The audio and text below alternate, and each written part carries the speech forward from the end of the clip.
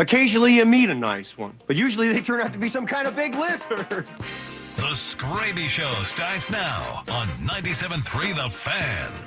Hello and welcome into the Skraby Show, Tuesday, March 19th, 2024. The final Skraby Show before the Padres season gets underway. I gotta say, I am looking forward to this season getting underway. I don't know why, but I feel like the spring training has just dragged on and on, even though it's been shorter for the Padres. So I'm not really sure why I feel that way. Maybe because as a show, we didn't go out to spring training, but we don't have to worry about that anymore because we're actually going to get a game that matters tonight or tomorrow morning, whichever one you would like. In just a second, I'm going to lay out my plan for my 2 a.m. wake up for the 3 a.m. game. So we'll go over that in just a second. But this is where it all begins. This is where 2024 starts. I think 2023, we all had a very positive, optimistic outlook on everything.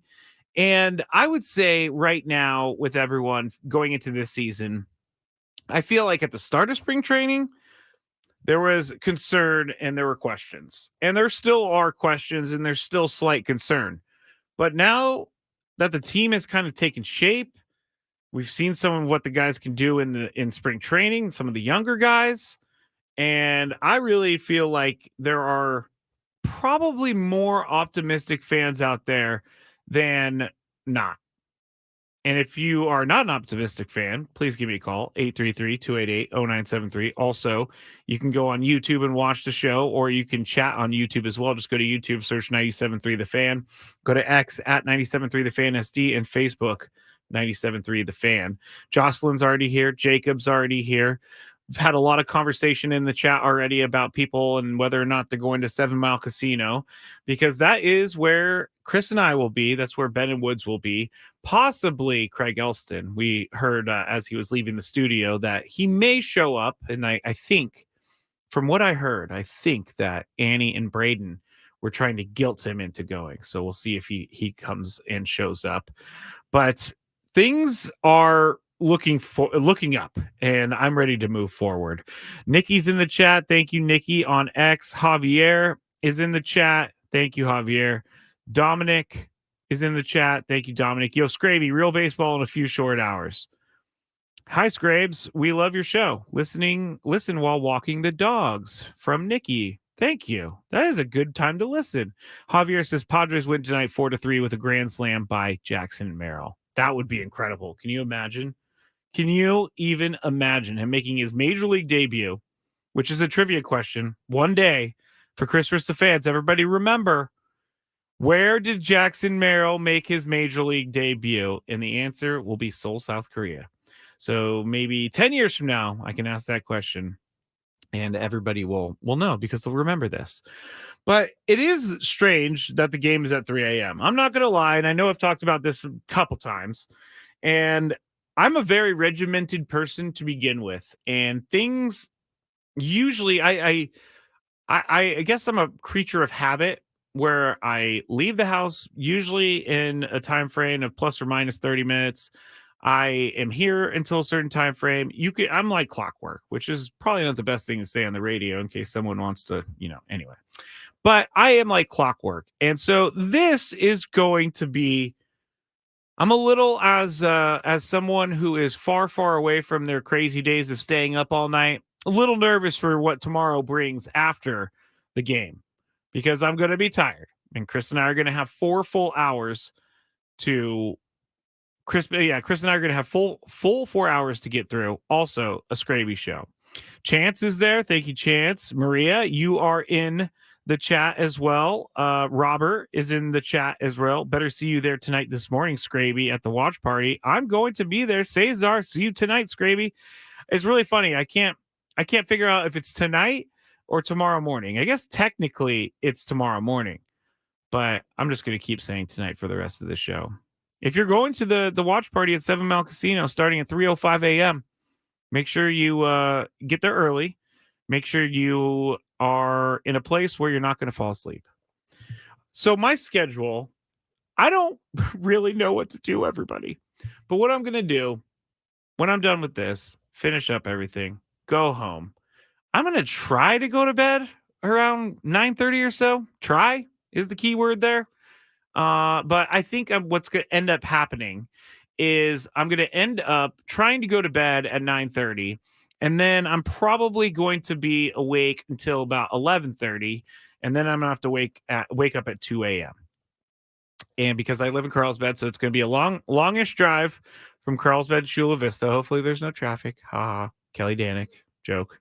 But that's my plan. And then I'm going to, after the game or whenever I leave, because I'm going to try to miss the traffic on the way back up to Carlsbad, because that traffic would be brutal as someone who woke up early in the morning. And I know there's probably people out there like, I work at 2 a.m. or whatever. Yes, you do. And I've worked morning radio before where you have to wake up at 3:30 in the morning. When you are in that mindset, it's okay. It's not that difficult. But when you're a guy who works afternoon radio now and even evening radio, I don't get home till 8:30, so things are pushed back on my end. So going to sleep a little bit early is not the easiest thing for me. But if you have any ideas that you're going to do, and if you're going to be there, let me know.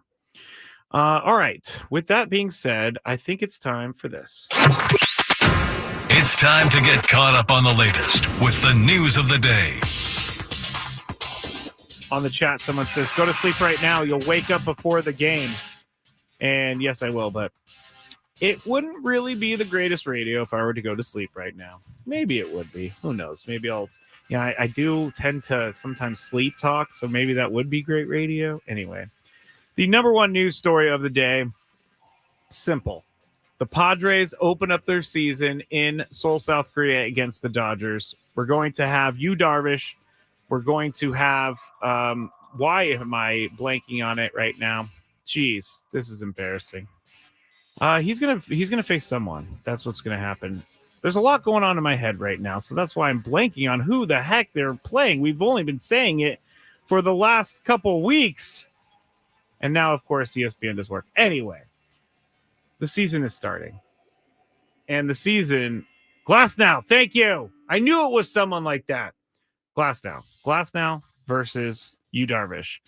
And I think Yu Darvish needs to start this year with a bang. I think he needs to win this game tonight.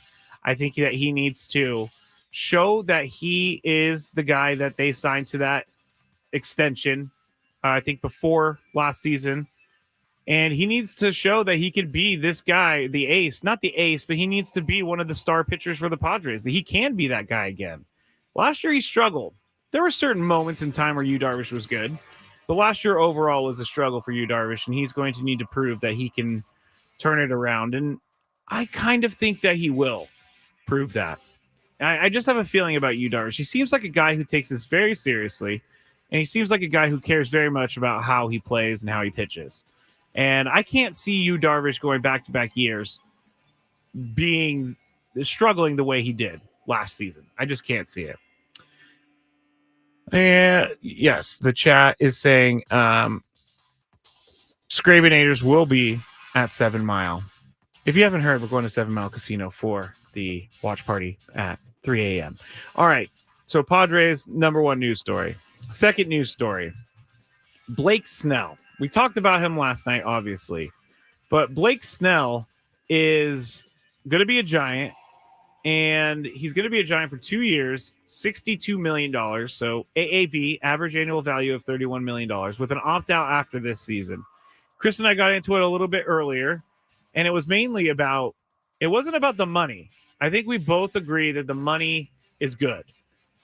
I think that Blake Snell settled because he took a 2-year deal. And the opt-out was, I would have to think, very, very, very important for Blake Snell, because if he's not going to get the long-term deal, if he's not going to get that job security, then he wants to renegotiate after this coming season if he has another great year. And if he doesn't have another great year, then he can opt in and he can make his $31 million with the Giants.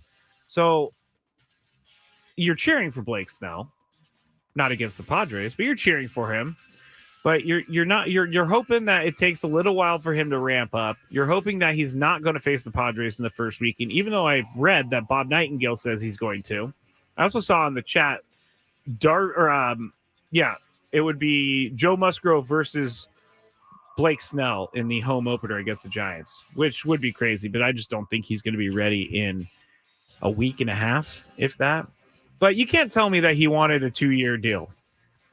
I think it's a failure for Scott Boras on this one. And his job is to get these guys the best possible deal. And I think that being secure for years and years and years has to be one of the most important things for Blake Snell. Because this is the last, well, it's not, but it could have been the last big contract that he'll ever get. And as I've said on this show a couple times, these players only have a window of maybe really, really good players, maybe 10 to 15 years to make their money. And that's got to float them for the rest of their life. And they're making good money, so they can definitely save their money. But I think with all the different contracts that have been given out with the number of years, Shohei Ohtani, Yamamoto, those are just two to come to mind real quick. I think that he wanted more time, and they just didn't get more time. And I think that's the Giants kind of saying, you know what, we're not real sure what we're going to give you. We're going to give you the money that you want, but we're not going to give you the security because we can't be paying you $31 million a year for the next 5 seasons. If we have no idea where you're going to be at after 4. So that is the second story. Now, the third story, Tony kind of mentioned it a little bit earlier when he was on with us at, I think it was 420. So if you want to go back to the YouTube video or the podcast, just go back to 420 and you'll hear what Tony had to say. But apparently last night or yesterday, there was a big meeting among player representatives and the Major League Baseball Players Association executives. They had a video conference last night, and I guess on the call, dozens, as ESPN is putting it, of player representatives from Major League and minor league teams. They had a meeting for 3 hours talking about replacing their current deputy executive director, Bruce Meyer, with Harry Marino, the lawyer who spearheaded the unionization efforts of minor league players.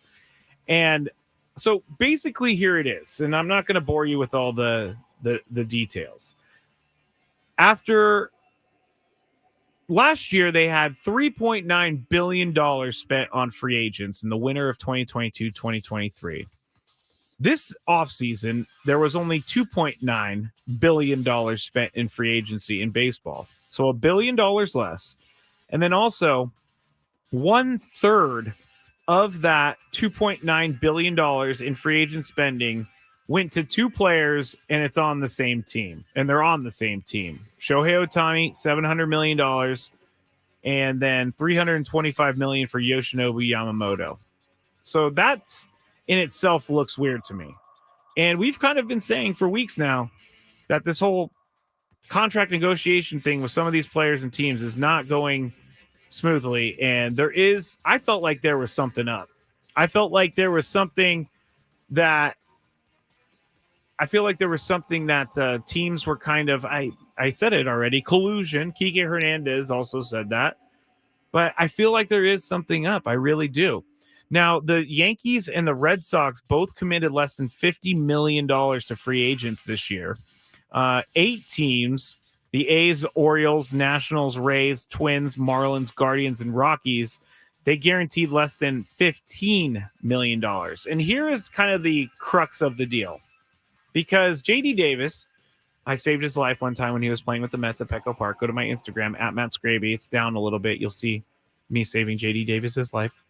But the problem, and this is what is kind of the latest move that made everybody a little angry, and that would be J.D. Davis getting released by the Giants when Matt Chapman signed with the team. So they just straight up said, you know what, that $6.9 million that you got in arbitration, you know what, we're not going to pay you that anymore, and we're actually going to send you on your way.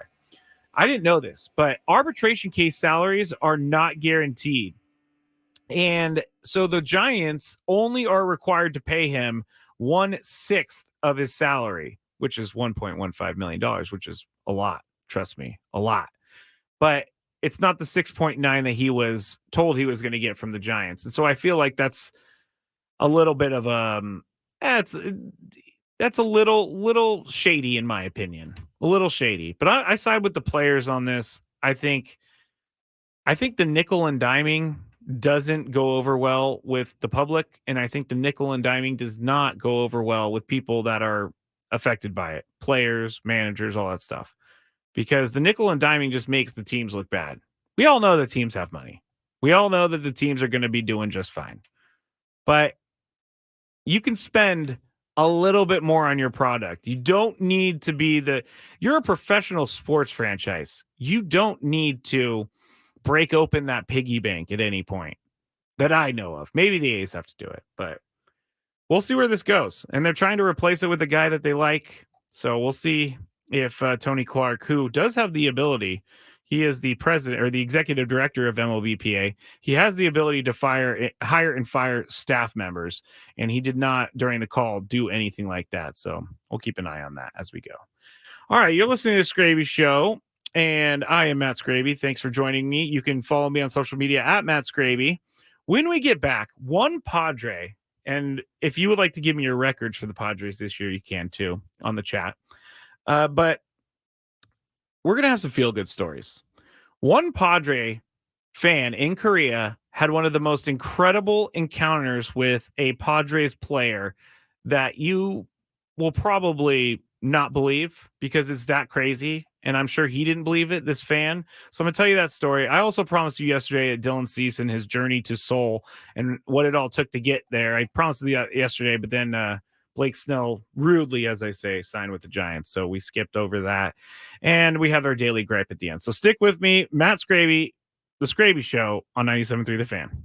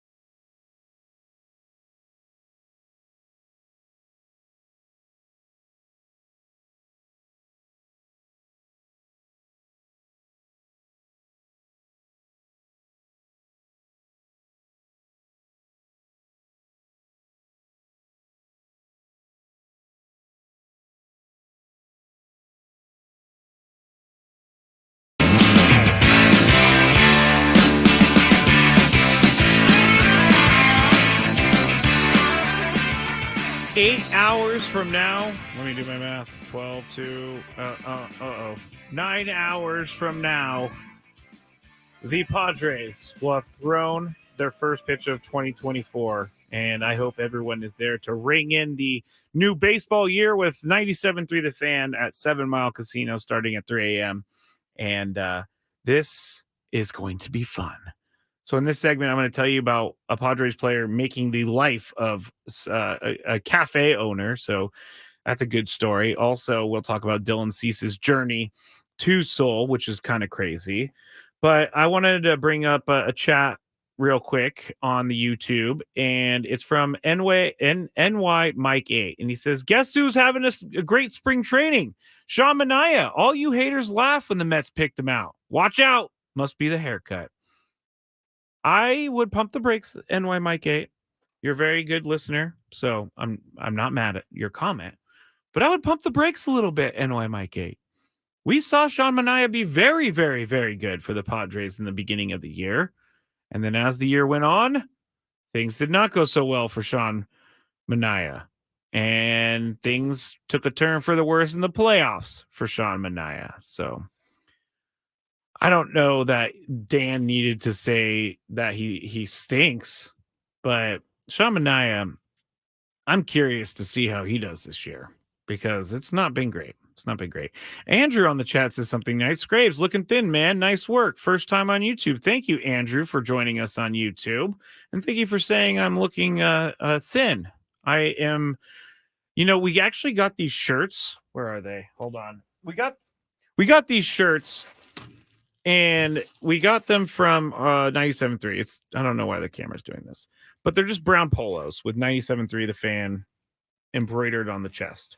And so when I ordered this shirt, they asked me what size I wanted, and old larger me asked for a double XL, and these shirts took a little bit to get in. And so I haven't put the shirt on yet, and I'll put it on by FanFest on Sunday. But I don't know that I'm going to look great in it anymore because I'm skinnier. I've lost 40 pounds. So thank you, Andrew. That is very, very nice of you to say. Anthony says, can we buy those polos? I don't know. I don't think so. Anyway, Mike 8, I don't know why I can't say why. NY Mike 8 says that Manaea came up with a new pitch, a nasty changeup.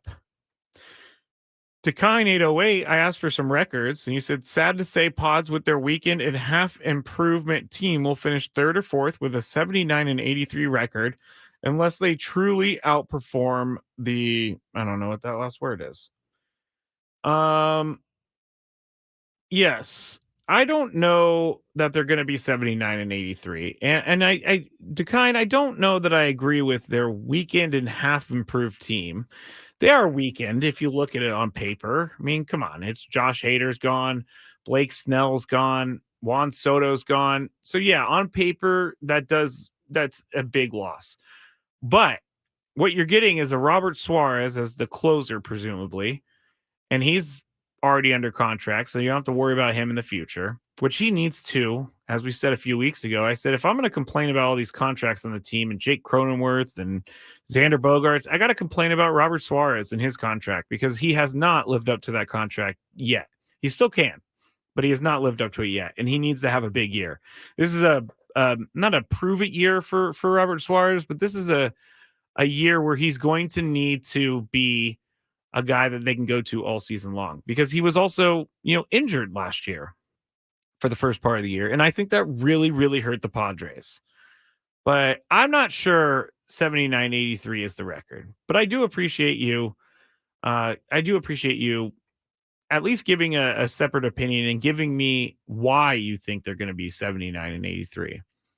I think maybe I am a little bit looking past the fact that this team is actually very young. And you got guys like Jackson Merrill starting in center field on opening day. And I think maybe I should take that into account a little bit more because Jackson Merrill's been great in spring. He's been great in these exhibition games. But as we've said, he's going to struggle throughout the year, and we don't know how he's going to respond. I think he's going to respond well. but he is going to struggle. And how long can the Padres, I guess, stay afloat if indeed that is something that happens throughout the year where their young guys just aren't producing at all? And it does make me nervous. And so I think throughout the year there may be some small moves, or there may be a huge move at the trade deadline.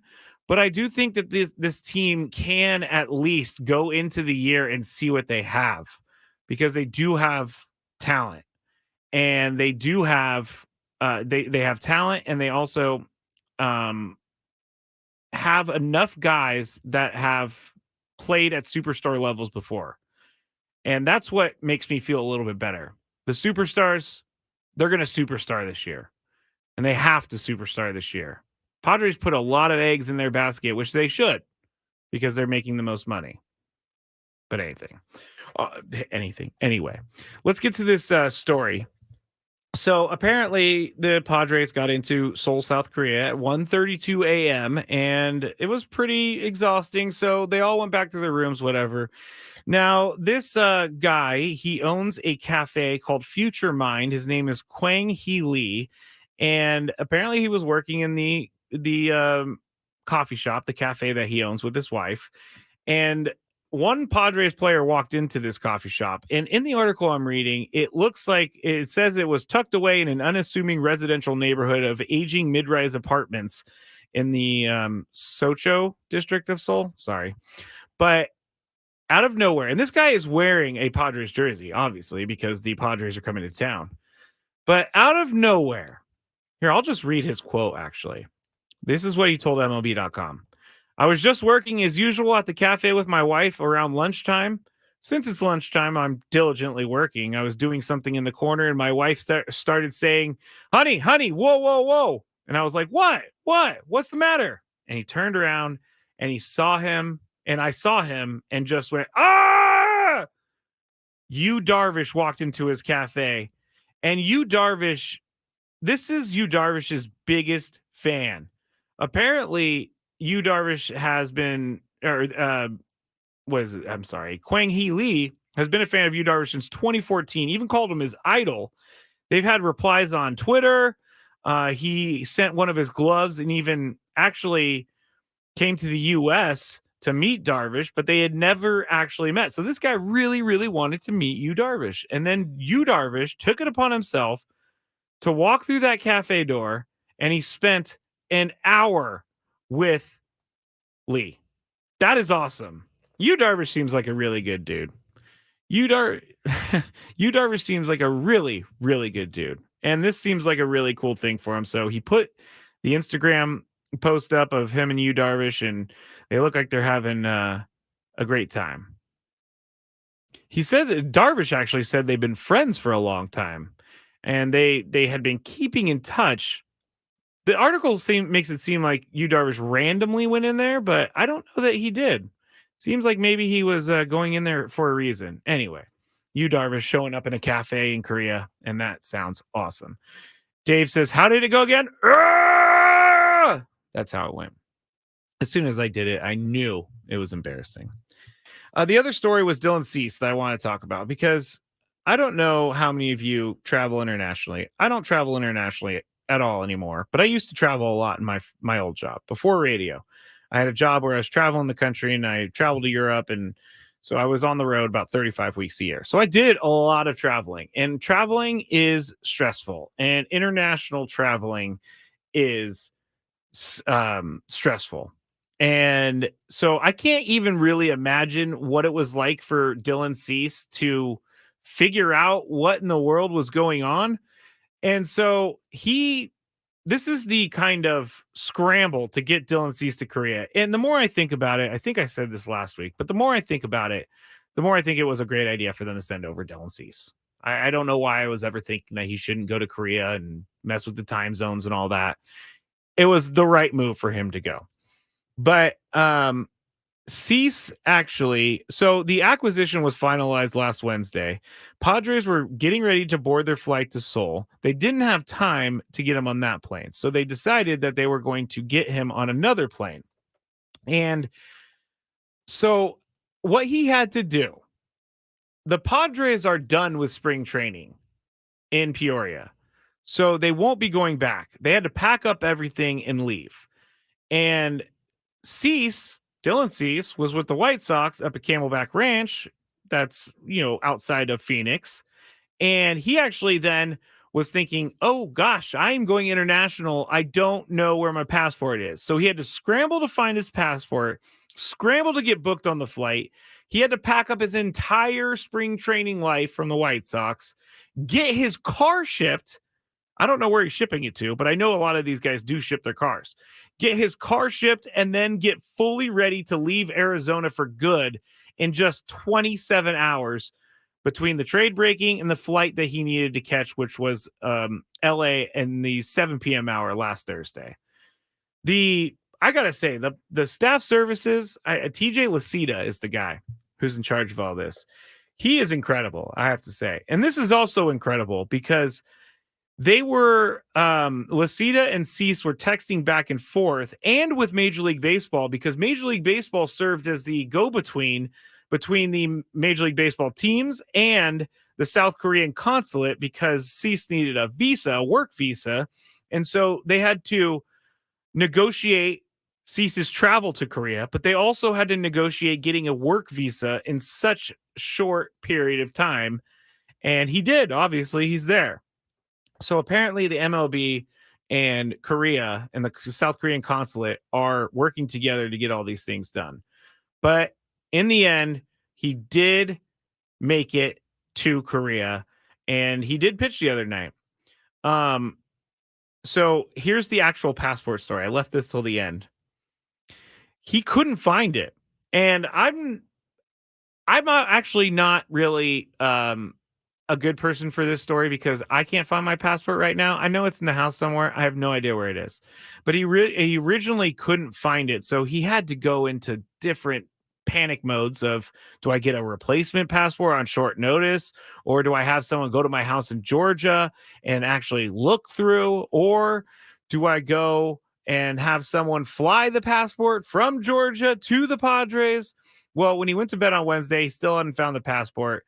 But in the end, he did find the passport at his temporary home in Arizona, and things fell into place from there. So he went and he threw, and then he ended up going to Korea. So that sounds stressful.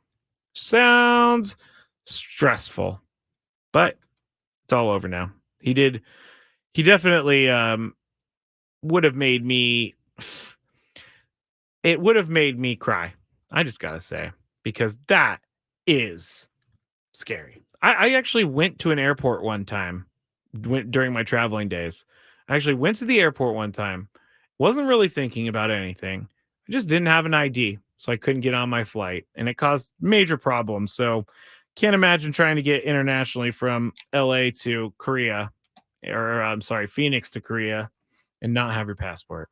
So there you go. There's some feel-good stories leading into the game tonight, because we honestly have talked about every single angle of this team leading into this game. I wouldn't have it any other way, but I'm ready to talk about actual games. When we get back, we have the Daily Gripe. We also have the Orlando Magic. I meant to get to this last night too, but the Orlando Magic fired a social media person for doing something, and I will tell you about that. I'll also tell you about something in Australia. And get your minds out of the gutter, people. The Shaft. Tell you about that when we get back here on the Skraby Show on 97.3 The Fan. The biggest guests in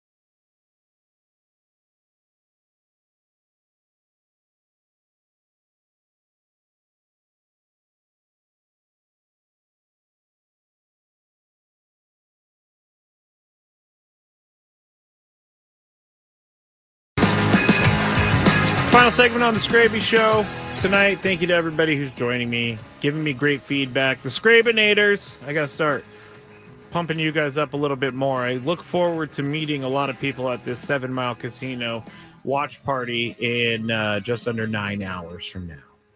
So join me, join Chris, join Ben and Woods, join the station, and come say hi. Come say hi to me, because see me, but I can't really see you. So if you need something, if you would like to say hi, feel free just to walk up and give me your screen name or something. Or if we've interacted somewhere, just let me know. I'm pretty good at remembering things. Sometimes.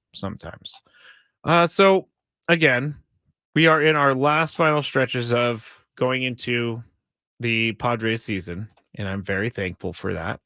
But one of the questions that I've been asked here in the last couple weeks is what's going to happen with the Skraby Show once Padres baseball starts. But here it is. Padres baseball is going to be preempted on the station no, I'm just kidding. It would never happen that way. The Skraby Show would never preempt Padres baseball. But I am trying to find a way. Well, first, let me say this.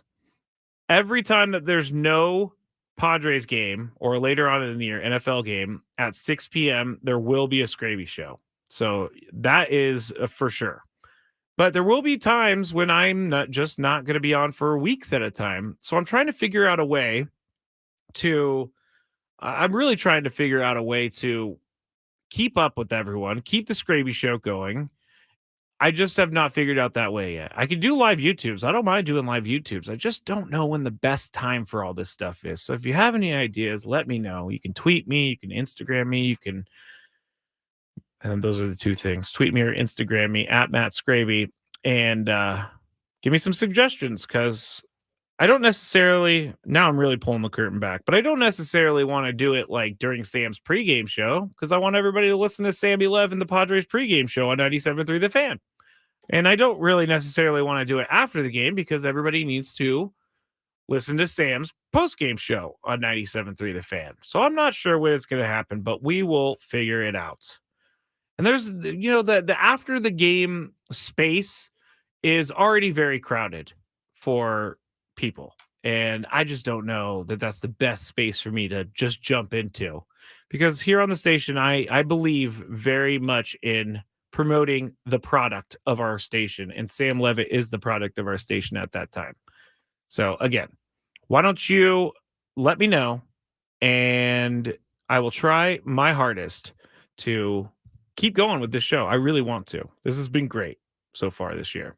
All right, I told you about the Orlando Magic, and I told you it was, you know what?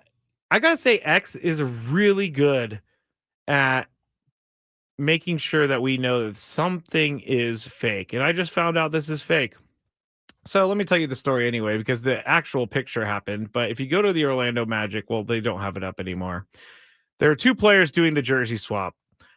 One player's last name is Black. One player's last name, and I'm separating these two words, and I'm going to make some filler in the middle of it. But one player's last name is Dick. And so there's a picture of these two, and the names go in that order on the jerseys. So I am going to repost this. Oh, I can't. I don't know why I can't. Anyway, just go look this up, Orlando Magic. But here is the story. So this picture was taken. This picture was put up on the Orlando Magic's Twitter page. And then a couple days later, or maybe the day after, also a social media person on Indeed was being, they're trying to look for a social media person on Indeed. And so everybody was like, man, this kid must have got fired. This intern that put this together must have been fired. And it actually shows, because readers, as they do on Twitter, added some context that they think people might want to know. And the job offer was dated for 2 days before this picture was taken. So this was just debunked on the show. But you know what? Maybe this is what the Skraby Show is turning into. Debunking things. Sports things. Anything. Yes, Jason, there was a video of them swapping jerseys. Yes, they had a pretty they were having a good time with it. I think they understood the joke. I think they understood the joke. So I'm not going to repeat the last names, but if you would like to go see this, just type in Orlando Magic jersey swap and you'll be able to find it. It's pretty hilarious, I think. It's funny. And I also thought it was weak that they fired the guy or gal, but they didn't. This is just it just so happened that they were looking for someone for social media a day after this picture went out. So there you go. Now, I watched, well, I've been listening to a new podcast, and I don't want to say the name of the podcast now because I'm not sure that I want to keep listening because these stories are very creepy, and I'm not sure. I don't want to say anything that's not Odyssey. There you go. But this podcast was talking about something in Australia that was discovered in, I think it was 1978. Yeah, 1978. So this farmer was walking around his land in Australia, and his horse that he was on, or I guess he wasn't walking, the horse was walking. He was on top of the horse. But the horse stepped in this hole and fell into the earth and kind of got stuck. Like if you were to step through the floor and your leg's just stuck and you're on top still, but the leg is through the floor. So that is what this farmer is dealing with. His horse is in this hole. And the hole, I guess, is just like 1 foot wide or something like that. And so he looks in this hole and he's like, what in the world is this? And he looks into it and he just doesn't see the bottom of this hole. He's like, what? This is crazy. There is a lot of empty space underneath this land. So he gets a weight, he gets a rope, he puts the rope all the way down, keeps going, trying to figure out the depth of the water, keeps going. Finally, after like 100 feet, 150 feet, the rope stops and the weight stops. So he's like, wow, this is a deep cave. So then he puts a flashlight down there and he finds out that this is an underground water cave. An underground water cave, which terrifies me. But if you look at a picture of this, it's called the shaft and it's like a reverse pyramid. So like from the hole all the way down, I'm not explaining this very well, but it's like an upside down Y. Let's do it that way. It goes left and it goes right, and you can go either way. And it gets a little crazier as you go along. It gets more narrow as you go along, but you scuba dive down there, and you get so far down there that there's something called nitrogen sickness, where it makes you feel drunk. But here's where the scariest part ever is that some people go into this cave and they dive in this cave. And the problem is that the people who dove the first time went down like 300 feet and they were stuck. They could not find their way back up. They swam down even more. But the scary part to me is these people going into a cave and scuba diving with absolutely no light. And so these people ended up dying because they couldn't find their way out of this cave. And my question is, who wants to scuba dive in a dark cave? This sounds awful to me. This sounds terrifying to me. And M. McKee 23 says Nutty Putty Cave. Look that up. I did. And there's a movie about it. The Nutty Putty Cave, I believe in Utah, was a cave where these people went to go. They were like spelunkers as a family. They go down there. One of the guys goes down the wrong tube and gets stuck, and they could never get him out of this cave ever. He is still down there to this day. Obviously, he's passed away. It's a very sad story. The movie was great, but these cave people are insane. I am not an underwater anything, number one, but I am also not an underwater cave diver. That is crazy. I know we have people that are listening right now that may be underwater cave divers. We also probably have people listening right now that are like some of my friends who go lobster diving at night in the ocean. You all are crazy. I threw my pen. You all are crazy. Ugh. gives me the shivs. But if you want to look up this whole incident, go to the Shaft or type in the Shaft Australia and you'll be able to find it. But the Nutty Putty Cave is really, really scary too. The Nutty Putty Cave is something that I am terrified as well. M. McKee 23. This poor guy got stuck upside down, and he was stuck for like a day upside down, and the rescuers could not get him out. And unfortunately, they had to leave him. And that's nightmare fuel right there. What's annoying Skraby today? Let's find out. It's time for the Daily Gripe. Apparently, I'm giving everyone really not safe for work Google terms today. The Shaft and also that magic social media person, which who said that? I don't remember who said it. Anyway, Dan Buckingham said, "What do you think about chemtrails?" Dan, do not even get me started on chemtrails. Andrew says, "Reading about the Nutty Putty incident made me nearly vomit." Yes, it made me nearly vomit as well. But go look it up. The Nutty Putty incident. They closed that cave forever. Anyway. All right. So my daily gripe is this, and I want to make sure that people are not. Hold on. Adam just sent me something. I want to make sure it's not the opening day roster. But it is confirmation that Graham Pauley has made the Padres opening day roster. So there you go. That's good that Adam sent me that. We don't have the actual lineup still. I'm looking to make sure before I sign off. But no, nothing like that. Graham Pauley has made the opening day roster. Anyway, daily gripe, and I don't want to get too mad about this, but I understand this is a sensitive subject in San Diego, the NFL. And whenever we talk about the NFL or whenever I mention the NFL, there's always certain people that are like, I hate the NFL. I think the NFL's stupid. Stop talking about the NFL. My thing is, I don't tell you to stop talking about why you hate the NFL, so why are you telling me to stop talking about the NFL? That's what bothers me, is that other people do like the NFL, and you can have your own opinion. Everybody can have their own opinion. I'm fine with that. If you hate the NFL, don't care. That's your thing. And if you're passionate about it, even better. Because I love when people have passionate takes. But I'm not going to stop talking about the NFL. Chris is not going to stop talking about the NFL. And we are Padres first. But when an NFL news story breaks, we got to talk about it. So leave us be. I'll leave you be. All right, everybody, please join us at 7 Mile Casino starting at 3 a.m. 7 Mile Casino is where everybody's going to be to watch the Padres take on the Dodgers. I will see you there. Have a great night, everyone. See you in a few hours.